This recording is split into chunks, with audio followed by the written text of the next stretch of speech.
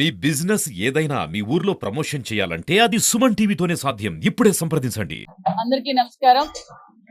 ఈరోజు కడపలో DRC meeting పెట్టుకున్నాం.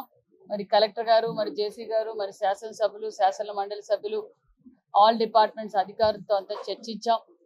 జిల్లా ఏ విధంగా అయితే అభివృద్ధి పనులు జరుగుతున్నాయి, ప్రభుత్వం నుంచి వస్తున్న సంక్షేమ పథకాలు ఎలా ప్రజలకు అందుతున్నాయి అని ప్రతి డిపార్ట్మెంట్ ద్వారా కూడా రివ్యూ తీసుకున్నాం.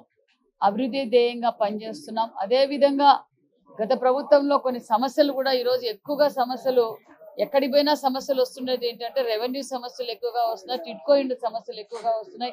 ఆ సమస్యలు ఏ విధంగా పరిష్కారం చేయాలని కూడా అధికారులతోనూ మరి తోటి శాసనసభ్యులతోనూ మరి చర్చించాం. మరి డిపార్ట్మెంట్ వైజ్ గా కూడా రాబోయే వేసవి కాలంలో ఏ విధంగా అయితే వాళ్ళ ప్రజలకు ఏ విధంగా మంచినీరు సమస్య రాకుండా ఉండటానికి, రైతన్నులకు ఏ విధంగా అందుబాటులో ఉండాలి, రైతన్నులకు ఏ విధంగా అయితే ఏ పంట పెడితే లాభం వస్తుంది, దిగుబడి వస్తుందని ఆల్ డిపార్ట్మెంట్స్ తో కూడా చర్చించాం.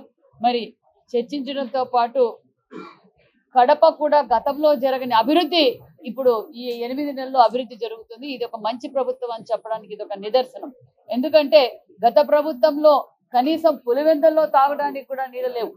అలాంటిది పులివెందుల టౌన్ లో గత ప్రభుత్వంలో తాగడానికి లేవు, కడపలో కూడా తాగడానికి నీళ్లు లేక చాలా ఇబ్బంది పడుతున్నారు. మరి అలాంటి సమస్యలన్నీ కొన్ని ఏళ్లుగా తీర్చలేని సమస్యలు ఇప్పుడు డ్రింకింగ్ వాటర్ కావచ్చు, అన్ని విధాలుగా అభివృద్ధి ధ్యేయంగా పనిచేస్తున్నామనే విషయాన్ని కూడా మేము తెలియజేస్తూ అధికారులతో కూడా ఇదే ఆదేశించాం. ప్రజలకు అందుబాటులో ఉండండి, ప్రజలు ఏ సమస్య వచ్చినా ఇమీడియట్ గా పరిష్కారం చేయాలన్న విషయాన్ని దశాదిశ నిర్దేశించామన్న విషయాన్ని కూడా మీకు తెలియజేస్తూ మరి ఏదైతే మాట చెప్పామో ఆ మాట ప్రకారం ముఖ్యమంత్రి గారు అహర్నిశలు కష్టపడుతూ ఒక పక్క డిఎస్సి కావచ్చు, మరి డిఎస్సి కోచింగ్ సెంటర్స్ కూడా ప్రతి జిల్లాల్లోనూ పెట్టాం. ఎలా జరిగిందని కూడా పరీక్షించాం. అది కూడా సక్సెస్ఫుల్ గా రేపొద్దున డిఎస్సి కూడా దగ్గరలో నోటిఫికేషన్ కూడా ఇవ్వబోతున్నాం. రాష్ట్ర వ్యాప్తంగా అన్నా క్యాంటీన్లు వదిలాం. అదే విధంగా ఉచిత ఇసుక ఇచ్చాం. మరి జగన్ భూ చట్టాన్ని కూడా రద్దు చేశాం.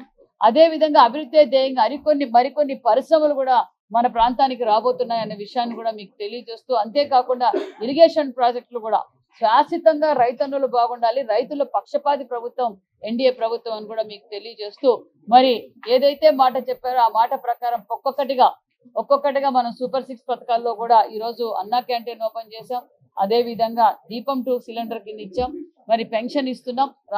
భారతదేశంలో ఏ రాష్ట్రంలోని ఇవ్వని విధంగా 4000 పెన్షన్ ఇస్తున్న ప్రభుత్వం ఎన్డీఏ ప్రభుత్వం అని కూడా తెలియజేస్తూ దగ్గరలోనే ఉచిత బస్సును తల్లి వందనం, అదే విధంగా మరి రైతు భరోసా కూడా ఇవ్వబోతున్నాం. ఈ రోజు మరి స్కాలర్షిప్ అమౌంట్ కూడా ఈ రోజు మనం రిలీజ్ చేశామన్న విషయాన్ని కూడా తెలియజేస్తూ రాష్ట్రం అభివృద్ధి పనుల్లో పరుగులు పెడుతుందన్న విషయం కూడా తెలియజేస్తూ, ఎందుకంటే నరేంద్ర మోడీ గారి ఆశీర్వాదంతో ఈ రోజు ఒక పక్క పోలవరం పనులు కావచ్చు, రైల్వే జోన్ కావచ్చు, విశాఖ ఉక్కు, ఆంధ్రుల హక్కు, మరి ఈ రోజు దానికి ప్రత్యేకమైన నిధులు, ఒక పక్క ఆర్ఎంబి రోడ్లు కావచ్చు, పోలవరం, అమరావతి, అనేక పరిశ్రమలు కూడా ఈ రోజు మనం అభివృద్ధి బాటలోకి తీసుకుంటే ఏమైతే మాట చెప్పామో ఆ పాట ప్రకారం, ఎందుకంటే నారా లోకేష్ బాబు గారు 20 లక్షల ఉద్యోగాలు ఇస్తామన్నారు.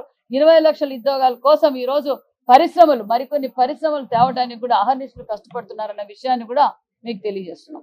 రాష్ట్ర వ్యాప్తంగా భూ సమస్యలు, రెవెన్యూ సమస్యలు ఎక్కువగా వచ్చి అందుకే ముఖ్యమంత్రి గారు మరి రెవెన్యూ శాఖ మంత్రి గారు ప్రతి గ్రామాల్లోనూ రెవెన్యూ సదస్సులు పెడితే తప్ప ఈ సమస్యలు పరిష్కారం కావు అన్న ఉద్దేశంతోనే రెవెన్యూ సదస్సులు పెట్టారు. మన జిల్లాలో కూడా 12,625 గ్రీవెన్స్ వచ్చాయి. అందులో 3,884 పరిష్కారం చేశారు. మిగతావి కూడా దగ్గరలో పరిష్కరిస్తున్నారు. దానికి కూడా సపరేట్ గా ఒక గ్రీవెన్స్ కూడా ఫాస్ట్ కోర్స్ కూడా పెట్టారని విషయం కూడా తెలియజేస్తున్నాం. 10 రోజులు అయింది ఆల్రెడీ స్టార్ట్ చేసి.